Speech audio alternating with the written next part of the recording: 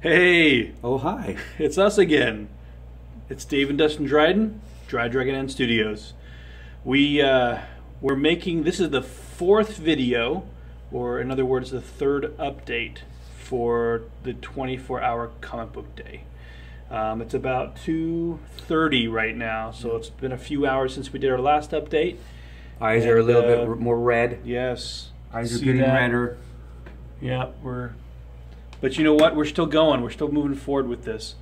So let's just give you a quick update on some of what we've done so far. I've done a couple pages. I think you've done one or two pages. I've done a few. Yep. So we'll quickly kind of show what's going on in our pages. But we also want to take just a minute and kind of give you more of a vision of what we're trying to do with our business, more specifically with this comic book. Give you an idea, a background of the storyline and what we're trying to accomplish. So let's go to Dustin first. Dustin. Okay. Yeah. Well, I have to apologize here because let's see. I've done a lot of pages, but it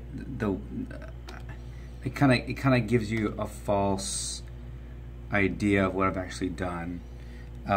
So we last ended on page 6 over here. This is page 6, and then we go to page 7, and actually page 7's already done. So I'm not even gonna pull it up.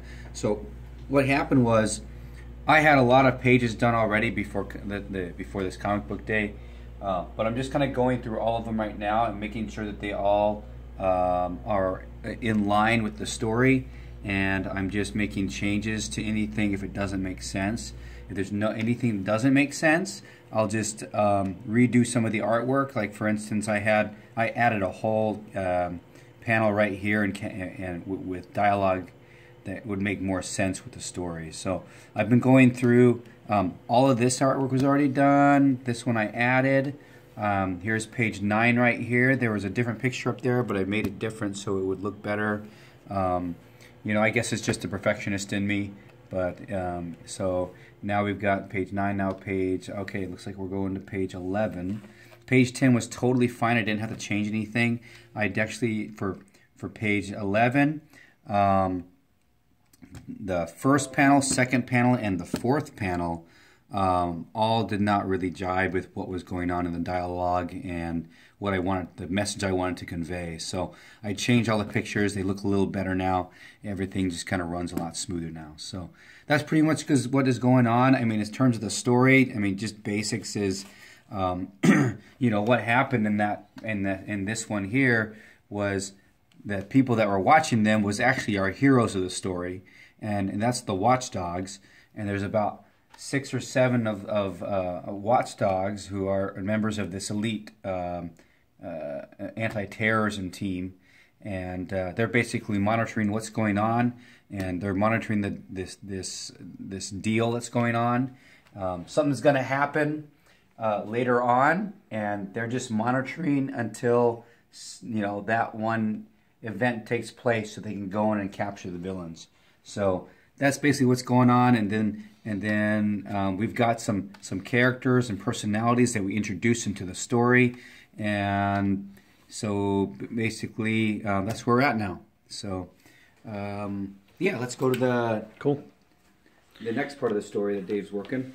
Yep. So I'm still working on. This is actually part 4. I've been working on part 4, and my goal, by the way, has been to try and get through the part 4 for this 24-hour comic book day. So if I can get through the roughs, and I'm hoping at this point, if I can get through all the roughs by the end of the day, then I'll at least have a nice story laid out, so that all I need to do is go in afterwards and actually put the, you know, finish it up and do inking and so forth. So let's see. I think let me go back to where we were here. I'm going to have Dustin take over as the cameraman here. So as you maybe have remembered, we actually left off with the shadowy figure interrogating Bionic Fox, and all of a sudden the door opens, in bursts another shadowy figure, and he basically tells this shadowy figure to stop, and he actually yells his name out. He says, "Shepard."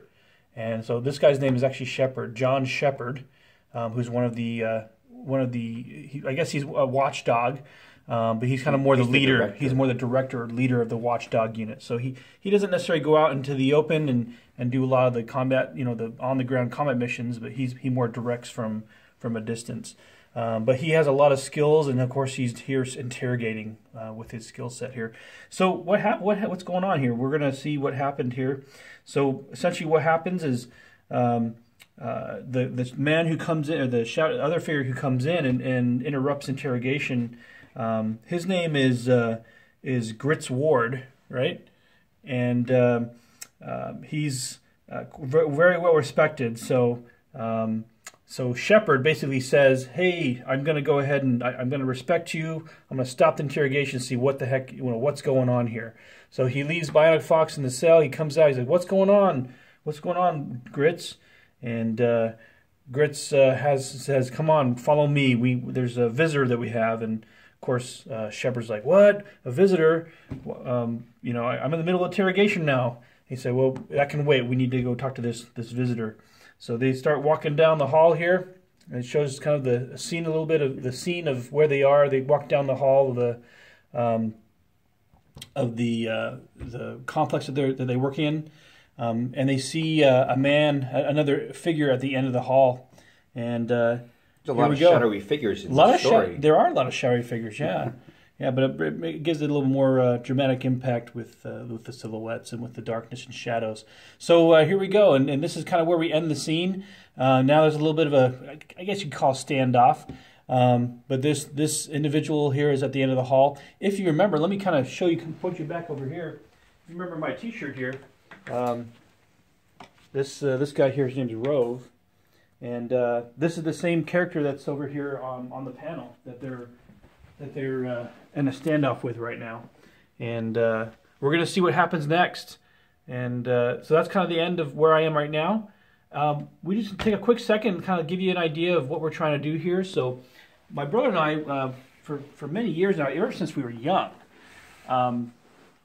we've created comics. And one of the things we did when we were young, we started to create characters and storylines, and they never really came to fruition. We got busy in life, went to college, and about 3 or 4 years ago, I think it was, we kind of got back together again, and we said, "Hey, let's try and finish up what we did all those years ago."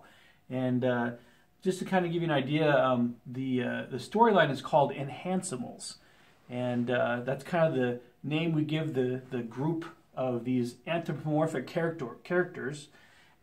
Basically, they're animals that have special powers or special abilities, basically like superheroes.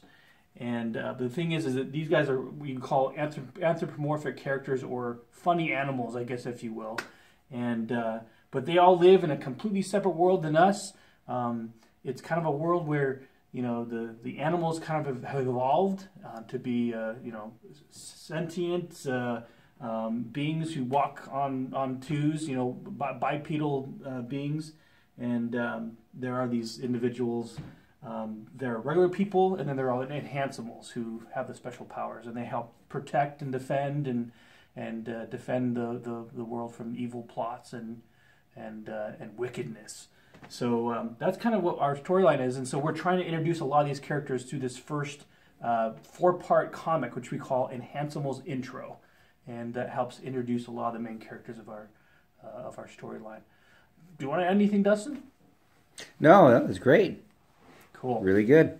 Awesome. So we're going to go ahead and stop we're going to cut our update here, and we're going to keep on working for a few more hours, and then once we're done, we'll get back to you and give you another update. All right.